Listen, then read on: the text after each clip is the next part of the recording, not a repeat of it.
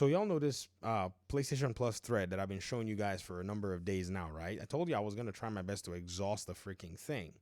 However, there are a lot of interesting dynamics here that I think are actually worth taking a look at.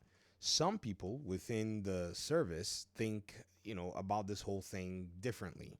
For instance, there's somebody who put a comment here that said, regardless of what the original poster had said about them being extremely jealous between the Game Pass quality and PlayStation Plus, and talking about what Game Pass had recently compared to PlayStation Plus, they thought, maybe Game Pass is just probably in a better position, and not probably, but they see that Game Pass has a better proposition overall. Now, this user replied and said, "Nope, I'm pretty happy with PlayStation Plus." They said God of War Ragnarok, Neo, Fallen Order, Hogwarts Legacy, all back to back. You guys are just ungrateful and have the grass is greener mentality.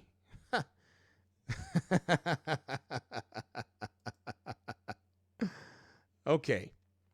So this comment has to presume that Oblivion is not a beloved game. It has to presume that Expedition 33 is not a worthwhile game. It has to presume that, say Sniper Elite is not a worthwhile game. It has to presume that Doom the Dark Ages, which the original writer of this thread alluded to, is not worthwhile.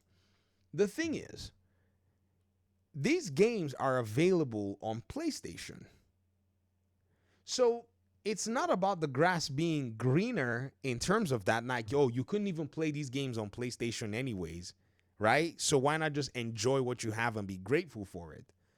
No, the games are actually on PlayStation, and the people who seem to be having a problem with the games being on Xbox are PlayStation players who see the games on Xbox but know that they have to spend significant amounts of money to play them compared to their Xbox counterparts who literally are like, I don't even have time. Does that make sense? So this is the grass is green on the other side mentality is very different whenever somebody says it in this case, because when you say the grass is green on the other side, right? It almost presumes that the person is not well aware of all of what's on the other side. That's usually where I think that's how it's the best way used, right? But in this case, you are aware of exactly what's on the other side because those same games are right in front of you and you know the terms within which to play it.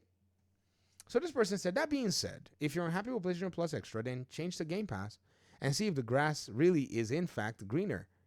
I used to have both, but dropped Game Pass after what Xbox did to Tango, as Hi-Fi Rush was the game that made me activate my pass. What does that have to do with the fact that you had Game Pass? Are you Tango? Now, I'm not trying to be insensitive to the studio. Y'all know I like developers. I want them to eat, but when people say stuff like that, none of these people basically want to go ahead and cite that Ghostwire Tokyo from Tango was money-hatted by PlayStation. The game and its sales, who knows what it did when it came down to it, right? Ghostwire Tokyo sales. Let's see how much, if we can find any numbers. It reaches 6 million players, but that's probably after Game Pass had already come in there. Oh, what is this? Industry news, a really good horror mission, blah, blah, blah, blah, blah. Yeah. I'm probably thinking, yep, as the Game Pass released with the main menu, despite seeing being okay, yeah. If it did not, where can we find some sales? Yeah, we can't find sales. Only how many players that it reached, but it was locked on PlayStation for about 6 months. I think it was PlayStation and PC before, and it was during the time that Microsoft acquired Bethesda, and so Microsoft, I remember them honoring that agreement. You said, I like the day one thing, and it carries a lot of value, which is what OP is talking about here. But only if you've caught up with the catalog, and B, not interested in all the other games. C, you're keen on playing day one. C, even on PlayStation Extra, you can't catch up with all the titles, right? And B, are you interested in all of the games on PS Plus? So the differential between both of them is that day one in terms of the games that you have access to, while they have access to it with their subscription fee and you don't, that's exactly what is causing the dissatisfaction.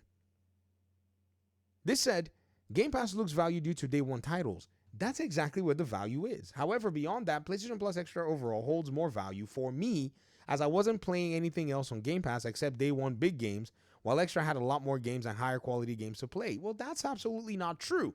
Why? Because these games are on PlayStation. And PlayStation players have made them the top and best-selling games. They apparently have this quality that you are refusing to look at on your own PlayStation store. Does that make sense? I mean, they said this. Yes, day one games are great. But to compare both services based on an optional single benefit, optional, that only one service has is unfair. It is the differential. It's not just optional. It's what sets it apart. So you are paying $17 on your own platform for a bunch of games, while most gamers, from time to time will see a new game that they would like to partake of. So in their minds, what they're seeing is, you mean to tell me that PlayStation is asking me to pay, my $17 a month for PS Plus, the premium, right? And then when a game like Oblivion Remasters comes out, they then want me to pay $50 on top of that as well to play Oblivion Remastered. Whereas the person on Game Pass pays $20, right? And has the option to either not pay extra on the game or pay the $50. However the person wants to roll, they can roll that way. So I'm thinking, what is my $17 doing for me here in these games in the library that I will never catch up with, yet I'm attracted to buying these new games? I could just move that $17 over here, and I could get myself a Game Pass subscription that would get the job done for me. That is the value proposition that they're looking at. And so they said, yes, consider day one. They said to compare them based on an optional single benefit only one service has, is unfair. They're both asking you similar amounts of money with this differential of about $2-3. And then you said, yes, consider day one as a great perk, but at the end of the day, it's just a perk and can be removed at any time. Xbox already removed it from the basic tier. It's the reason that Game Pass actually is a thing, right?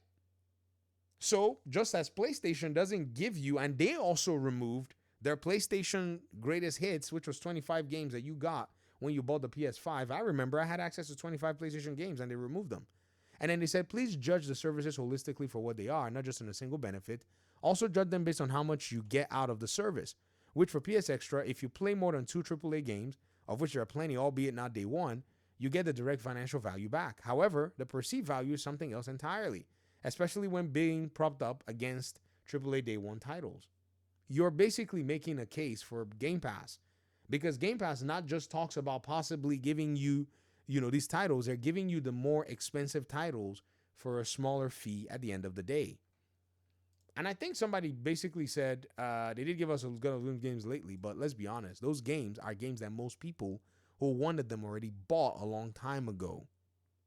That's honestly my only gripe with PlayStation Plus. I don't mind getting day ones, but if you only get AAA games after they've been on sale, most people actually wanted to play them already bought it. That's the goal. PlayStation is basically stringing people along.